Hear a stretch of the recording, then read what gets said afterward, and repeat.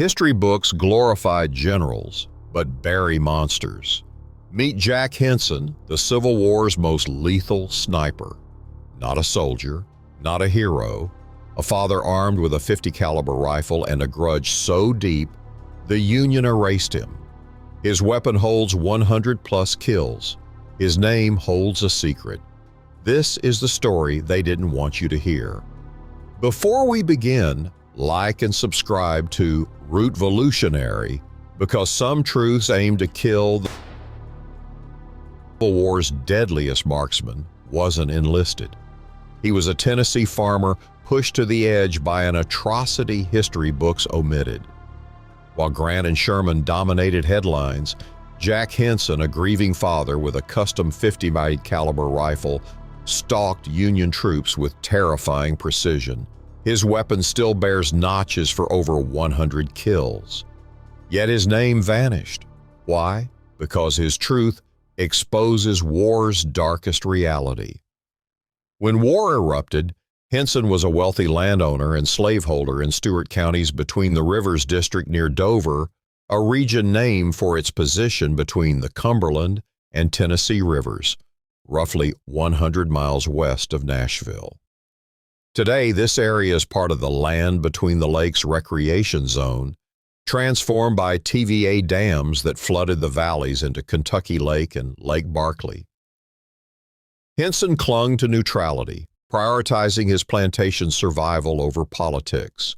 Too old for conscription, he forbade his sons from enlisting, yet one defied him, joining the Confederacy.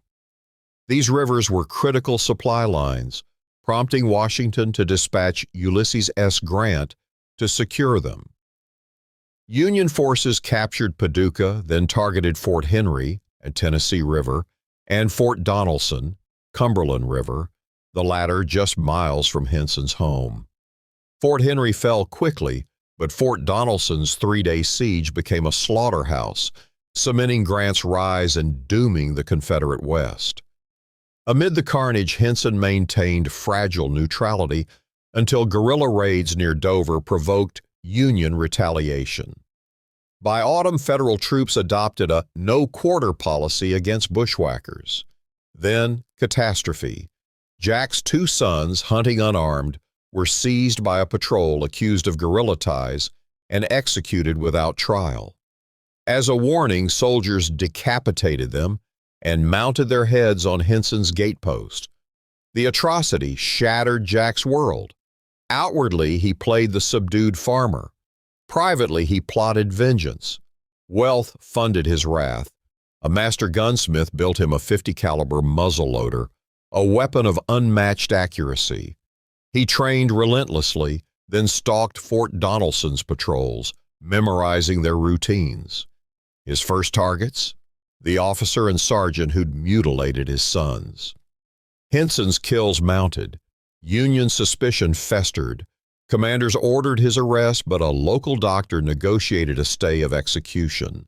Knowing his time was short, Jack fled under darkness, smuggling his family 40 miles west across the Tennessee River. Alone, he retreated to a riverside cave, a sniper's nest overlooking a deadly bottleneck. Meanwhile, Union troops burned bubbling springs. Ignoring pleas from freed slaves, Jack had emancipated pre-proclamation. Returning to the ashes, Henson embraced his metamorphosis. No longer a farmer, but a specter of vengeance. The river's narrows below his hideout became a kill zone. Union supply boats, forced to slow in the currents, offered perfect targets. His method was clinical spot officers through his scope, then fire. Brain or heart, no misses. By war's end, Henson had tallied over 100 kills with primitive ballistics, a feat placing him among history's deadliest snipers. Post-war, he vanished into obscurity, operating a mill in Danville. But his rifle, notched like a ledger of retribution, endures. Museums display it now, its barrel etched with a question: hero or monster? The line blurred the day his sons' heads adorned his gate. The Union torched his home. The Confederacy lost the West. But Jack Henson's rage outlived both. So I ask you, when justice fails, when the system brands you a ghost, what vengeance would you carve into history? Let us know below, and if you crave more buried legends, hit subscribe and join Retribution. Some stories don't end, they reload.